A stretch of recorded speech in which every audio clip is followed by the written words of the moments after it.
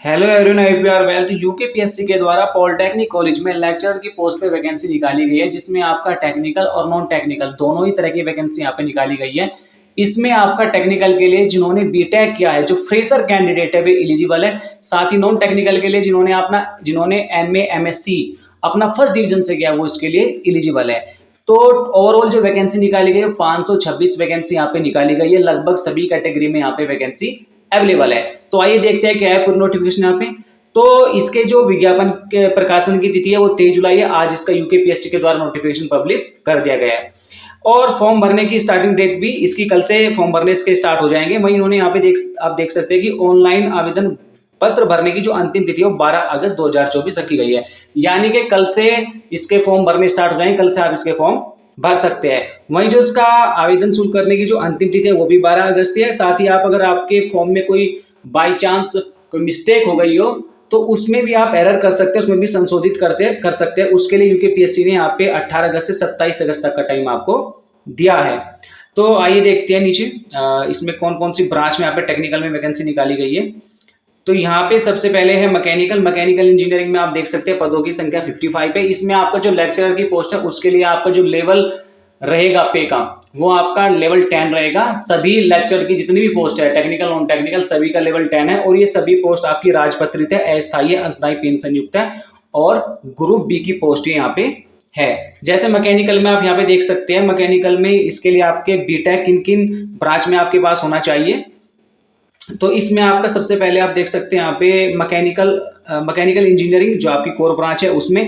दूसरा जो इनकी अलाइड ब्रांच होती है, जैसे मैकेनिकल और robotics, automation engineering, mechatronics engineering, industrial और उत्पाद engineering, production engineering, mechanical engineering, production उत्पाद, और यहाँ पे प्रोडक्शन इंजीनियरिंग भी अलग से है, automation engineering, mechanical engineering, repair and maintenance. तो इसी प्रकार से आप यहाँ पे देख सकते हैं इनकी अलाइड ब्रांच है। तो मैकेनिकल ब्रांच से जिन्होंने अपना बीटेक किया, जो फ्रेशर कैंडिडेट है, वे इसके लिए एलिजिबल है। और जिन्होंने इन अलाइड ब्रांच से किया, वे भी इसके लिए एलिजिबल है।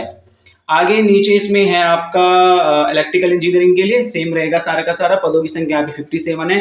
और इसमें भी जिन्होंने इलेक्ट्रिकल इंजीनियरिंग से बीटेक किया, साथ ही यहाँ पे आप देख सकते हैं एजुकेशनल शैक्षिक अर्हता में यहाँ पे इलेक्ट्रिकल इंजीनियरिंग, साथ ही जो उनकी अलाइड ब्रांच होती है, जैसे यहाँ पे आप देख सकते हैं इलेक्ट्रिकल इंजीनियरिंग, इलेक्ट्रिकल और इलेक्ट्रॉनिक्स इंजीनियरिंग।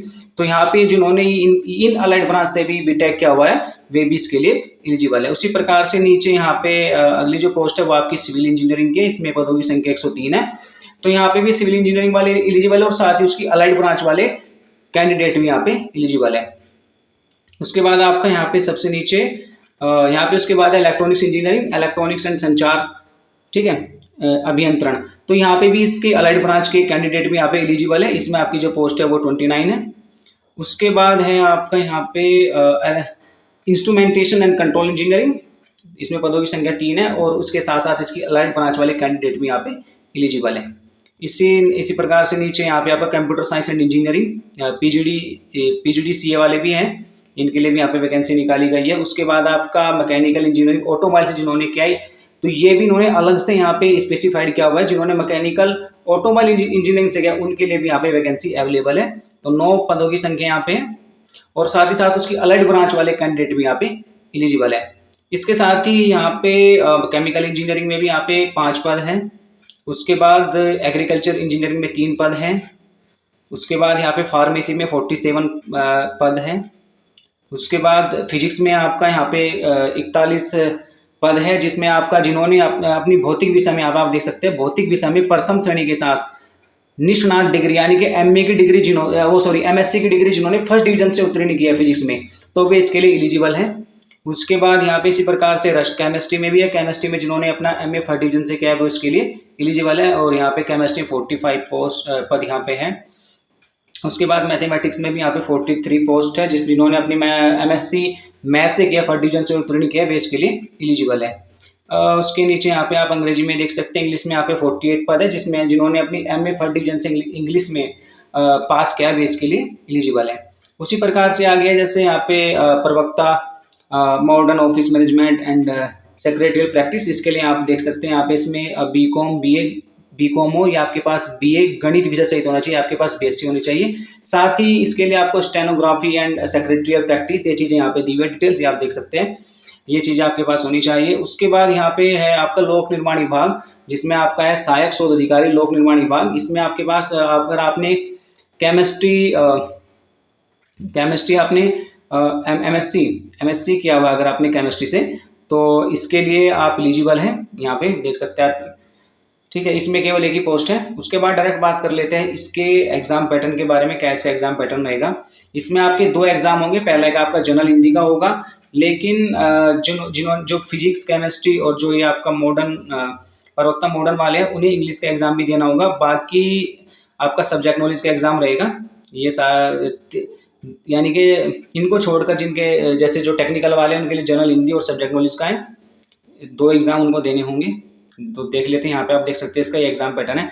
तो इसमें आपका जो प्रथम प्रश्न पत्र है वो सामान्य हिंदी का है, जिसमें आपके 100 क्वेश्चन होंगे, 100 मार्क्स के आएंगे, 2 घंटे का समय मिलेगा। जो द्वितीय प्रश्न पत्र है वो केवल उनके लिए है जो अपना जो फॉर्म फिल कर रहे हैं वो फिजिक्स केमिस्ट्री गणित and modern office management and secretary practice से करे, तो उनको इंग्लिश का एग्जाम भी यहाँ पे देना होगा। बाकी इनके अलावा जो कैंडिडेट है उनको इंग्लिश का एग्जाम ही देना है। उनको सामान्य हिंदी और आवेदित विषय जो सब्जेक्ट नॉलेज का एग्जाम है वो देना है। और इनको जो ये फिजिक्स केमिस्ट्री मैथमेटिक्स और modern office management and secretary practice वाले हैं, इनको तीनों के तीनों एग्जाम देने, सामान्य हिंदी भी देना है, अंग्रेजी भी देना है और अपना सब्जेक्ट नॉलेज का एग्जाम भी देना है। तो यहाँ पे आप देख सकते हैं जो आपका सब्जेक्ट नॉलेज का एग्जाम होगा उसमें आपके जो पर्सनों की संख्या है वो 150 होगी, अधिकतम अंक 300 होगी, 3 घंटे का समय मिलेगा। तो यहाँ पे इन्होंने ये दिया हुआ है। और उसके बाद आपका इंटरव्यू होगा। इंटरव्यू आपका 50 नंबर का यहाँ पे होगा। निगेटिव मार्किंग 1/4 की है इसमें। बाकी यहाँ पे सिलेबस हिंदी का, जनरल हिंदी का सिलेबस सामान्यतः वही रहता है। यहाँ पे आप देख सकते हैं सिलेबस जो मोस्टली सभी एग्जाम में रहता है। और बाकी यहाँ पे सब्जेक्ट नॉलेज का अलग अलग करके यहाँ पे इंग्लिश का सिलेबस भी इन्होंने यहाँ पे दिया है, जनरल इंग्लिश का सिलेबस जो सामान्यतः सभी एग्जाम में रहता है। बाकी यहाँ पे सभी का अलग से सब्जेक्ट को यहाँ पे इन्होंने स्पेसिफाइड कर दिया है। तो ये थी वीडियो में कुछ जानकारी। तो आज की वीडियो में बस इतना ही। तब तक के लिए wish all the best. Thank you.